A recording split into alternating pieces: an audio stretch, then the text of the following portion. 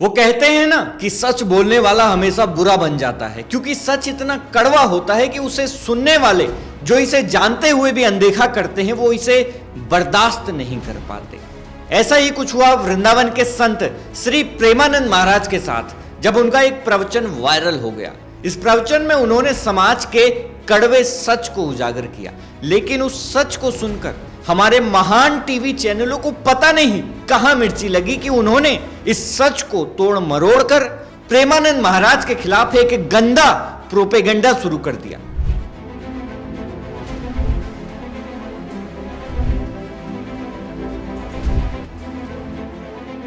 तीसरे प्रेमानंद महाराज हैं जिन्होंने हाल ही में महिलाओं के चरित्र को लेकर अशोभनीय टिप्पणी की थी। ये चैनल जो खुद नैतिकता का ढोंग रचते हैं, टीआरपी की भूख में प्रेमानंद महाराज जैसे संतों की छवि को कीचड़ में घसीट रहे हैं।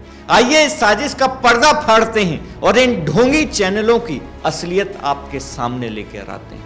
वृंदावन के संत प्रेमानंद महाराज, जिनके लाखों भक्त उनकी एक झलक के लिए तरसते हैं, उन्होंने अपने सत्संग में एक भक्त के सवाल का जवाब दिया। सवाल था कि आजकल पति पत्नी के रिश्तों में इतनी दूरियां क्यों आ रही हैं। प्रेमानंद महाराज ने बिना डर, बिना लाग लपेट के समाज का कड़वा सच सबके सामने रखा। उनका पूरा बयान आपको सुनाते हैं। पहले राधे राधे महाराज जी। महाराज जी, आजकल के समय में बच्चे चाहे अपनी पसंद से शादी करें या माता पिता की पसंद में, दोनों ही परिस्थिति में परिणाम अच्छे नहीं आते। ऐसे में हम कैसे पता लगे कि शादी अच्छे आएंगे कैसे? अच्छे आएंगे कैसे? आजकल बच्चों और बच्चियों के चरित्र पवित्र नहीं है, तो अच्छे कैसे आएंगे? हमारी माताओं बहनों के पहले रहन सहन देखो। बूढ़ी, हम अपने गांव की बता रहे हैं, बूढ़ी थी पर इतने से नीचे इतना, और आज बच्चे बच्चियां कैसी पोशाकें पहन रहे हैं, कैसे आचरण कर रहे हैं। एक लड़के से ब्रेकअप, दूसरे से व्यवहार, फिर दूसरे से ब्रेकअप, फिर तीसरे से व्यवहार, और व्यवहार व्यभिचार में परिवर्तित हो रहा है। कैसे शुद्ध होगा? मान लो हमें 4 होटल के भोजन खाने की जबान में आदत पड़ गई है, तो घर की रसोई का भोजन अच्छा नहीं लगेगा। जब 4 पुरुष से मिलने की आदत पड़ गई है, तो एक पति को स्वीकार करने की हिम्मत उसमें नहीं रह जाएगी। ऐसे ही जब 4 लड़कियों से व्यभिचार करता है, तो वो अपनी पत्नी से संतुष्ट नहीं रहेगा। इस वीडियो से साफ है कि प्रेमानंद महाराज ने लड़कियों और लड़कों दोनों को समान रूप से जिम्मेदार ठहराया था।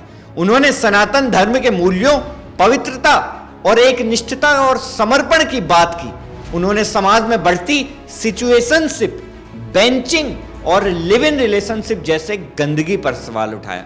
मैं जानता हूं कि आप में से कई लोगों ने ये तीनों शब्द पहली बार सुने होंगे, लेकिन विडंबना है इस देश की कि ये तीनों शब्द आज इस देश के नौजवानों की सच्चाई को बयां करते हैं।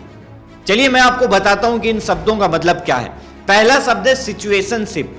मान लो एक लड़का और लड़की अक्सर मिलते हैं, साथ घूमते हैं, बातें करते हैं, एक दूसरे को पसंद करते हैं, लेकिन वो ये नहीं कहते कि हम एक दूसरे के बॉयफ्रेंड या गर्लफ्रेंड हैं या हम शादी करेंगे। वो बस उस स्थिति में, यानी कि उस सिचुएशन में मजे लेते रहते हैं, बिना ये सोचे कि भविष्य में क्या होगा। इसे कहते हैं सिचुएशनशिप। दूसरा शब्द है बेंचिंग। बेंचिंग यानी 2 लोग आपस में रिश्ते में तो हैं, एक दूसरे से कस्में, वादे, सब कुछ खाया हुआ है, लेकिन उन्होंने अपने कुछ रिलेशन रिजर्व में रखे हैं। यानी कि अगर यहां बात नहीं बनती तो दूसरे के पास चले जाएंगे, और वहां भी बात नहीं बनी तो तीसरे के पास चले जाएंगे। बताइए अब जरा। और तीसरा लिव इन, तो आपको पता ही है, जिसमें 2 लोग बिना शादी के एकदम पति पत्नी की तरह रहते हैं। इन्हीं चीजों के खिलाफ जब प्रेमानंद जी ने प्रवचन दिया, तो न्यूज चैनल वालों को मिर्ची क्यों लग रही है? जाहिर सी बात है कि या तो उनके बच्चे या वो खुद ऐसे काम करने में लगे होंगे, इसीलिए उनको बुरा लग रहा है। आप खुद सोचिए कि क्या कोई माँ बाप अपने बच्चों को इस तरह के संबंधों में डालना चाहेगा? क्या कोई माँ बाप अपने बच्चों को शादी से पहले लिव इन में रहने की परमिशन देना चाहेगा? लेकिन इन टीवी चैनलों को यह सच इतना चुभा कि उन्होंने इसे तोड़ मरोड़ कर प्रेमानंद महाराज के खिलाफ हथियार बना लिया। इन न्यूज चैनलों ने प्रेमानंद महाराज के बयान को काट छाट कर, संदर्भ से हटाकर सिर्फ वही हिस्सा दिखाया जिसमें यह कहा गया था कि 100 में से 2-4 लड़कियां ही पवित्र, और हेडलाइन बना दी 100 में से 2-4 लड़कियां ही पवित्र, 100 में से 2-4 लड़कियां ही पवित्र। अरे ये क्या नौटंकी है? लड़कों पर कही गई बात को क्यों आप छिपा रहे हैं? क्यों नहीं बताते कि प्रेमानंद महाराज ने दोनों जेंडरों के लिए यह बात कही है? लेकिन वो नहीं कहेंगे। क्यों? क्योंकि इन न्यूज चैनलों को सच से कोई मतलब थोड़ी ना है। इनका एकमात्र मकसद है टीआरपी, सनसनी और प्रेमानंद महाराज जैसे संतों को बदनाम कर सनातन को नीचा दिखाना। आइए इनके गंदे खेल को एक बार बेनकाब करते हैं। दोस्तों, इन चैनलों ने बयान का सिर्फ वही हिस्सा दिखाया जो विवाद पैदा कर सके। लड़कों पर कही गई बात को जानबूझकर हटाया गया ताकि इसे महिला विरोधी करार दिया जा सके। यह है इनकी पत्रकारिता। इन चैनलों की आप हेडलाइन सुनेंगे तो बिस्तर से नीचे गिर पड़ेंगे। प्रेमानंद महाराज का विवादित बयान, महिलाओं पर आपत्तिजनक टिप्पणी। यह हेडलाइंस देखकर लगता है कि यह चैनल खबर नहीं, ड्रामा बेच रहे हैं। अरे एक न्यूज चैनल ने तो हद ही पार कर दी। उसने प्रेमानंद महाराज के बयान में लिव इन शब्द को गिनकर बताया कि 1 मिनट में प्रेमानंद महाराज ने 13 बार यह शब्द बोला। अरे भाई, तुम पत्रकार हो या शब्द गिनने वाली मशीन? यह है तुम्हारी पत्रकारिता का स्तर।